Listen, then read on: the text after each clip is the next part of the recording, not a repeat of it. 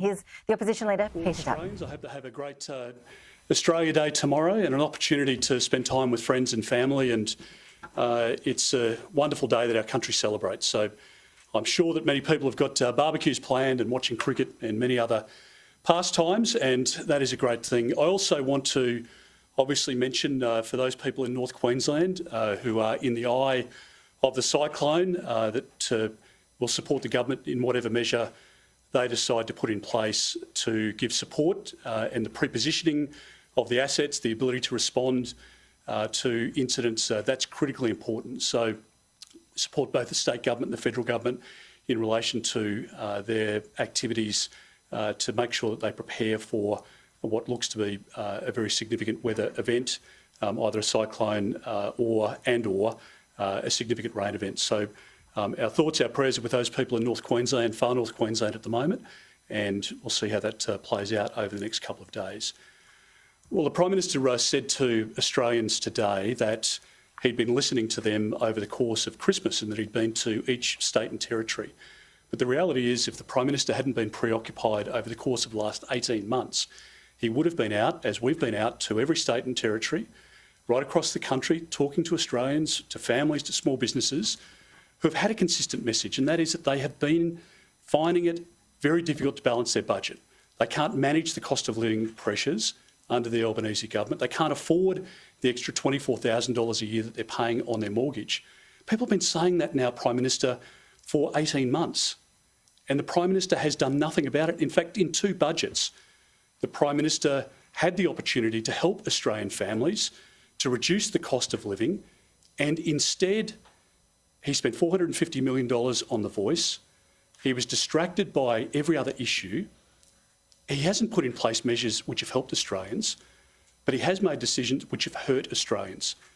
And I think Australians expect from their Prime Minister an honourable approach to the way in which the Prime Minister engages with the Australian public, somebody who is straightforward, honest with them. People voted in their millions for the Labor Party, believing that they were going to get tax cuts to help them with their cost of living pressures, and as it turns out, that is not the case. The Prime Minister has knowingly and willingly lied to the Australian people, and I don't think the Australian people will easily forget or forgive. The Prime Minister today was misleading in his press club presentation. It turns out that, and this was not mentioned in his speech, that over the course of the next 10 years, the government will actually increase their tax take by $28 billion because of bracket creep. And everybody knows that as you work harder, you work longer, the longer you're in the workforce, the older you get, promotions at work, etc. As you work your way up through the income levels, you are paying more and more, and the tax department is collecting more and more because of bracket creep. And the stage 1, stage 2, stage 3 tax policies were designed to help millions of Australians. We know that over the course of the next few years, it won't be 1.8 million people who are affected adversely by the Prime Minister's change. It will be something like 4 million Australians. And those aspirational young Australians, people who are working hard now for their retirement, to provide support to their kids, their families who are going to be hit hardest by the Albanese government's lie. And I think at the moment the Australian Prime Minister owes an apology to the Australian public, but he hasn't given it. Now, the other point that's worth making, I think, is that the Prime Minister had 18 months to try and put in place changes within the tax system or support around energy payments, etc., etc. He didn't do that, as I say, because he was distracted for 12 months by The Voice and the waste of $450 million. But he's also taken decisions which I think make it harder for Australians, and I think the Prime Minister owns all of those decisions now. We also know that the Dunley by-election is on March 2. Now, people couldn't work out why there was a delay in announcing the date for the Dunley by-election, but it was obviously done so that the Prime Minister could get a couple of sitting weeks in before people go to the polls in Dunley on March the 2nd. I think the Prime Minister's looked at the polling, as I have, in relation to Dunley, and I think he's quite shocked by what he's found. Let's call it and be honest about the Prime Minister's motivations here. His motivation is not to help people with cost of living pressures. He's had 18 months to do that. His motivation here is to shore up his own position and his own leadership. Because as we saw with Julia Gillard, when people look the Australian people in the eye and lie to them as a Prime Minister, people don't forget or forgive that. And how could you trust anything this Prime Minister says as a result? So I think he's looked at the polling for Dunley. I think he's recognised that there are people on lower and middle incomes in Dunley, and that this model, that his change that he's proposed today, is front and centre to trying to win political opportunity for the Labor Party in Dunley. That's what it's about.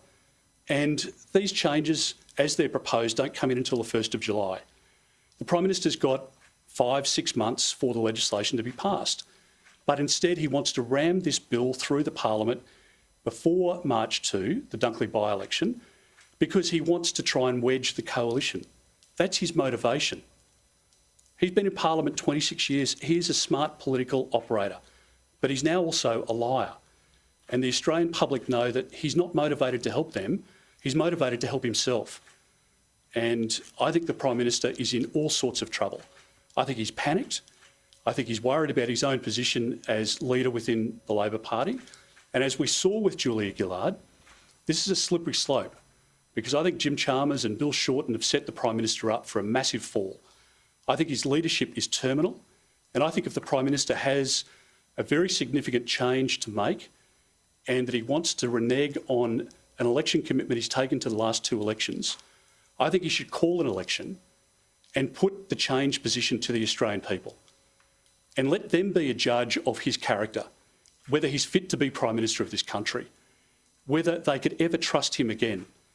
And I'd say to the people of Dunley and to the broader Australian people, if this Prime Minister is prepared to look your neighbour in the eye and lie to him or her, you are next.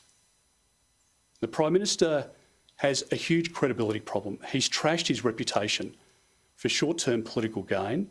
I don't think Bill Shorten and Tanya Plibersek and Jim Chalmers and others are going to let the public forget that.